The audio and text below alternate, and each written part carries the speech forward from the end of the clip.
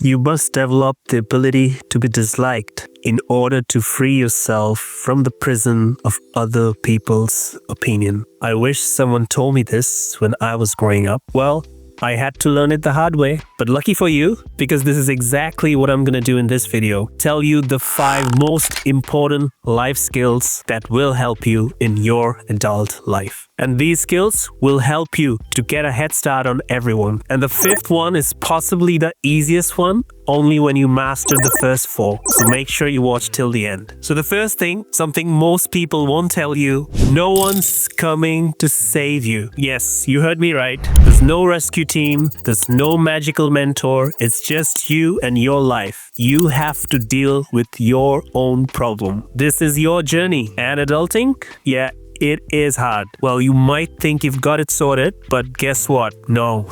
You don't. So the sooner you accept that no one's coming to save you, the better it is. Your life is 100%, absolutely 100% your responsibility. Not your parents, not your friends, and definitely not society's. And maturity, it doesn't come with age. It's the time when you say, I own my life. It's from that moment. Start owning it. It's the most liberating thing you can possibly do to yourself. Next, you must learn how to take uncomfortable decisions for yourself and not get influenced by others. You need to understand the core elements of every problem, every situation, and try to analyze so that you can take the best decision that's best for you. Now, the next point I'm going to talk about is pretty brutal. Now, before going to that, I have to share this on the uncomfortable decision that I took. Maybe you might get inspiration from that. So basically, when I graduated from Melbourne Uni, I really didn't have a job until almost 6 months. I was unemployed. No offers, no callbacks, just rejections. Now, I could have just sat there frustrated and blaming everything, everyone, time, luck, everything. But instead, I made a decision. I made a very uncomfortable decision. So I started applying to jobs outside Australia. And it was very hard for me because I didn't want to leave right after my university. I didn't want to leave Australia. I wanted to work in Australia. But because I was unemployed, I had to take those hard decisions. So after like 100 rejections and few hundred applications, finally I got few leads from Singapore. And it wasn't a job offer, it was just an interview call. But I had to be physically there to attend the interview. And this, I'm talking about the era before work from home and Microsoft Teams culture where you can just attend an interview online. That wasn't the time back then. So I had to fly all the way just to attend interviews with no guarantees. So there were so many buts. Now imagine this. I had no guarantee that I'm gonna get the job. I had no work visa in Singapore. I had to rely on the employers to arrange for all the paperwork if I cracked the interviews. So many buts. Even my parents weren't convinced that why fly all the way to Singapore just to attend interviews. But I knew one thing, that I studied really hard to come up till this point, and I didn't want to give up at this stage. So I took the risk, I took the plunge and flew all the way to Singapore just to attend those interviews. And guess what? No. I didn't crack the interviews. I didn't get those job offers. Instead, I had to wait few more months until I got few more interviews and learned from my previous interviews. And finally, after another 3 months of unemployment, I finally got my first job with Alcatel-Lucent, one of the biggest telecom companies at that time. And I'll never forget that day. The emotions were really raw, and a lot of emotions were actually rushing into me. It was really satisfying, you know what I mean?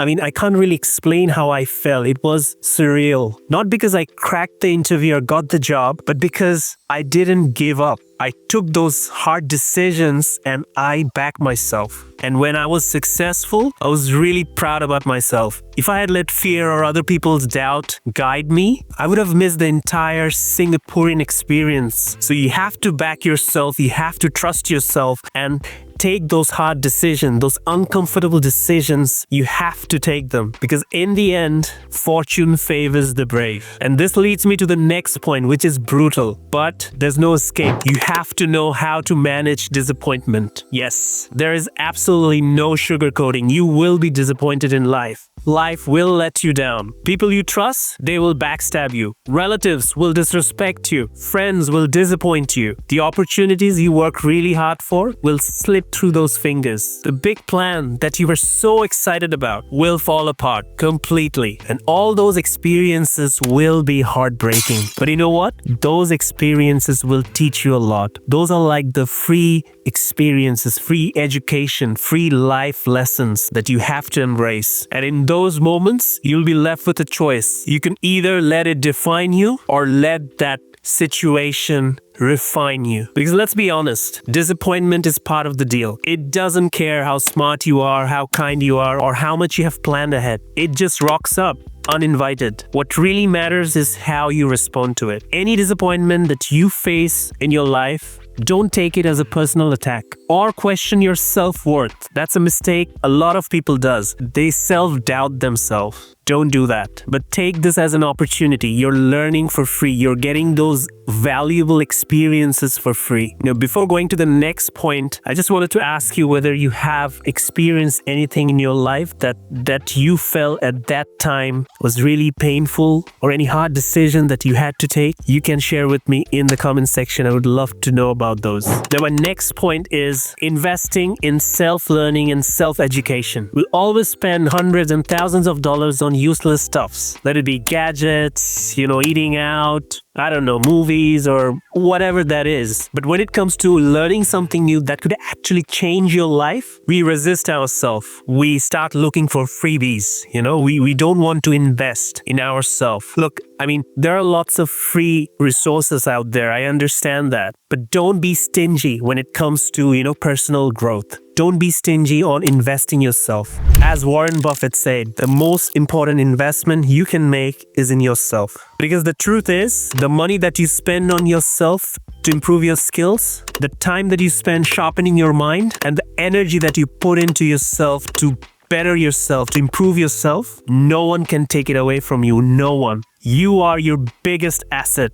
So treat yourself like that. Whether it's a $50 course or a book or a gym membership, whatever that is, spend that money. Spend. It's not spending. It's not an expense. It's an investment on yourself. So think like that. It pays compound interest when you invest in yourself. I know it sounds very cliche, but many years ago, I learned photography out of passion, completely out of passion. No big plans, no goals, just, I liked photography. So I enrolled into a course and I learned photography. I even traveled across Asia and Europe to capture beautiful moments. And guess what? Those skills are coming handy now when I'm creating these YouTube videos. I know about camera setup, the lighting, the whole process of filmmaking. I know them. So because I've learned that earlier and I had those skills in my toolkit, it helped me creating good contents. So the point is, no skills will go to waste. If you learn something, it will add value in some way or the other. Every skill you learn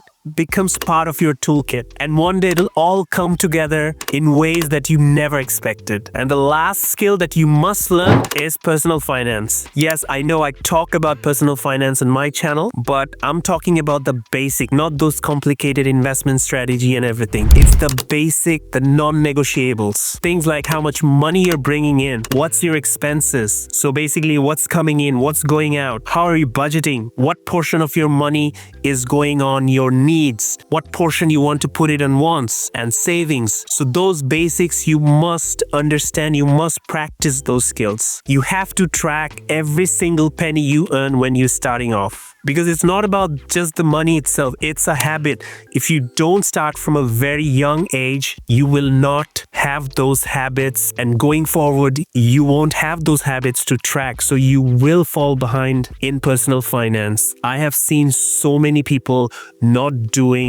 tracking their finances from a very early age, and that's why they struggle later in life with personal finances. Now you can ask, what's the basic, As starters, what should be the basic? It could be as simple as, save at least 20% of your income. Yes, it's not a big amount, but that 20% is non-negotiable. You have to save that 20%. So it builds that habit of saving. And then when you are mature, a bit mature, you can think about long term. So then you think about how you can grow your money, how you can grow your wealth. So those sort of basic personal finance skills is very essential, and you must learn it and you must practice it from a very early age. And if you want to learn them, I have heaps of video on my channel. I'll put the link here. You can go and check them out and learn with your own pace. So there you have it. These are the skills that I wish I was told when I was young, but I learned the hard way and I'm giving it away to you. I hope you'll find value in it. And if you like it, give it a thumbs up and share with someone who really needs this, because this is a very important video.